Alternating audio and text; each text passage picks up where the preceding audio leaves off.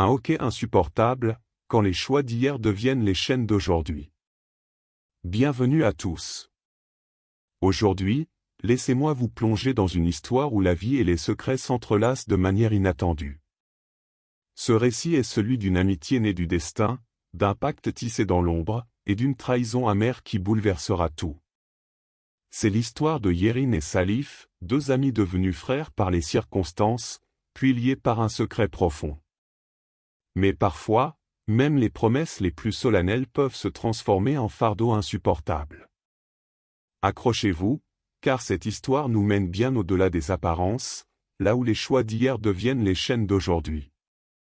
Il y a des rencontres que seul le destin peut expliquer. Tout a commencé en cours élémentaire première année, théâtre de notre rencontre. Je dirais même là où nos destins ont été scellés.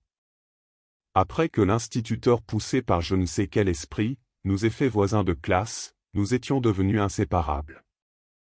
Salif et moi avions beaucoup de choses en commun. Ironie du sort? Non seulement nous partagions le même prénom et le même nom, Yerin Salif, mais nous étions nés à 2 heures d'intervalle et avions la même apparence. Nous étions identiques à l'instar des jumeaux. Afin de nous distinguer, l'instituteur décide de nommer l'un Yerin, c'est-à-dire moi, et le second Salif. Le destin nous a unis, et notre amitié est vite devenue celle de frères. Vous vous doutez certainement que nos mères n'étaient pas en reste. Les années ont passé. Salif est parti étudier à l'étranger à la suite de notre admission au baccalauréat, où il finit par s'y installer. J'avais à quelques reprises essuyé un refus à l'octroi de visa pour l'étranger. Et d'un esprit fraternel nous avions décidé de ne pas nous absenter tous les deux et laisser nos mères.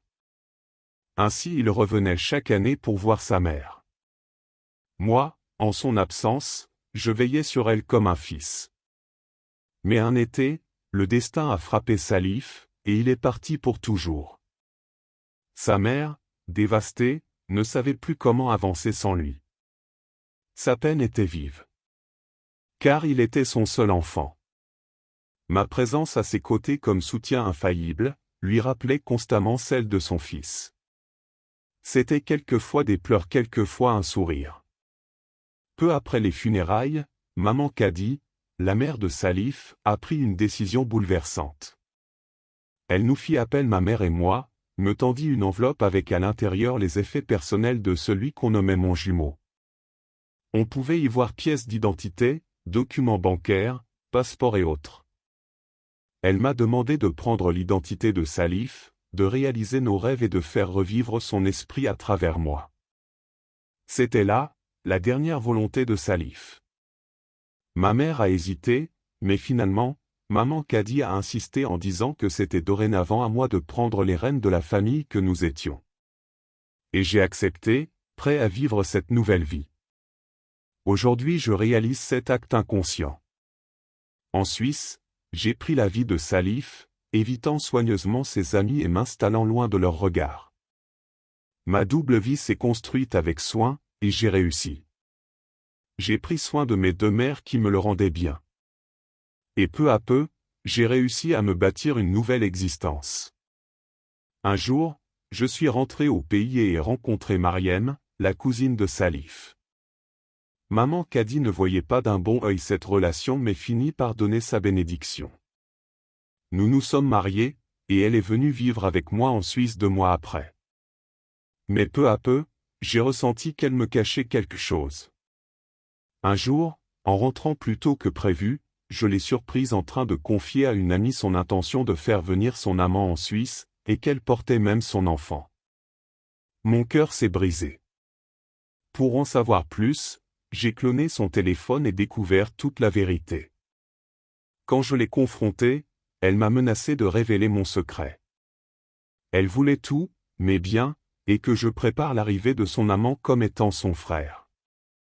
J'ai compris que mon épouse était décidée à me nuire.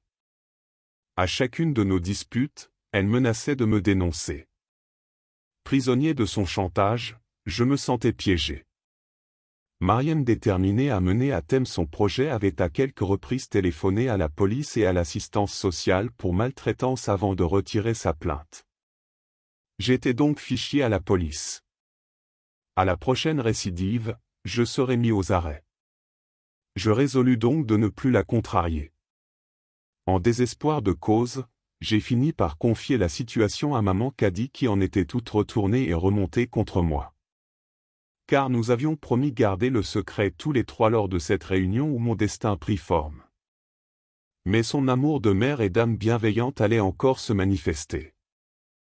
Elle demanda à la mère de Mariem qui était la sœur par alliance de son défunt mari, d'intervenir afin de raisonner sa fille. Pour question de jalousie, cette dernière ne considéra pas sa requête, et préféra soutenir les plans de sa fille, privilégiant son agenda, celui de venir en Suisse pour l'accouchement de sa fille qui était prévu dans 1 mois. Dans ce refus, Mariem mit au monde une fille à qui elle donna le nom de sa mère. Mais au moment où cette dernière s'apprêtait à venir rendre visite à la nouvelle maman, elle fut victime d'un accident vasculaire cérébral. Elle avait perdu l'usage de la parole et la motricité de certains membres. Il était donc devenu difficile pour mère et fille de communiquer. 3 mois après ces événements, je reçus un coup de fil au contenu inattendu. Par la suite j'annonçai une triste nouvelle à Mariem, le décès de sa mère. Choqués et bouleversés par la nouvelle, nous avons entrepris le voyage pour l'Afrique car nous étions attendus pour l'enterrement. De retour au pays pour les soi-disant funérailles de la mère de Mariem, mon frère venu nous accueillir m'informa que mon oncle désirait me rencontrer. Il fallait nous organiser avant la visite dans ma belle famille, comme il est de coutume. Dans la nuit, j'informai Mariem de ma visite chez mon oncle. Mon oncle vivant à 2h45 de distance, elle ne devait pas m'attendre pour aller au lit. Mon frère m'accompagna donc en voiture non pas pour voir mon oncle, mais pour aller à l'aéroport. Oui, tout avait été planifié et orchestré avec la complicité de mes 2 mamans. La mère de Mariem était certes malade mais elle était encore en vie, l'idée était de mettre fin à ce chantage et de la ramener de son propre gré d'où elle était venue et à l'évidence n'aurait pas dû en sortir, du moins, pas par moi. J'ai pris soin de récupérer discrètement le passeport de Mariem et celui du bébé. J'ai remis à mon frère une enveloppe à l'endroit de Mariem, contenant les papiers de notre divorce de mariage coutumier ainsi que les documents d'un terrain en guise de dédommagement si dommage il y a eu. Et j'ai ensuite pris mon vol. De retour en Suisse, j'ai retrouvé ma liberté. De ce que j'ai entendu dire par la suite, la nouvelle eut sur elle l'effet d'une douche froide, et lui fit perdre connaissance pendant un moment.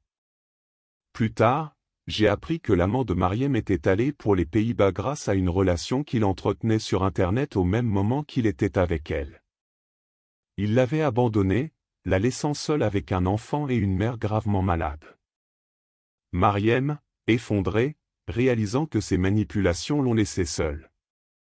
Cette histoire m'a appris que les secrets, même bien intentionnés, peuvent devenir des prisons.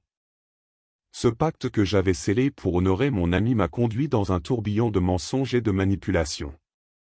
Mais plus encore, elle m'a montré que rien ne peut rester caché indéfiniment. Finalement, c'est en acceptant la vérité, même au prix de sacrifices, que j'ai pu retrouver ma liberté. Que ce récit serve d'avertissement, les secrets peuvent sauver des apparences, mais ils finissent souvent par détruire ceux qui les portent. Merci d'avoir suivi cette histoire. N'oubliez pas que parfois, le chemin de la liberté commence par un choix difficile, mais libérateur. Si elle vous a touché, laissez un commentaire, partagez vos pensées, et abonnez-vous à la chaîne pour découvrir d'autres récits aussi riches en émotions et en leçons de vie. À bientôt pour une nouvelle histoire inspirante.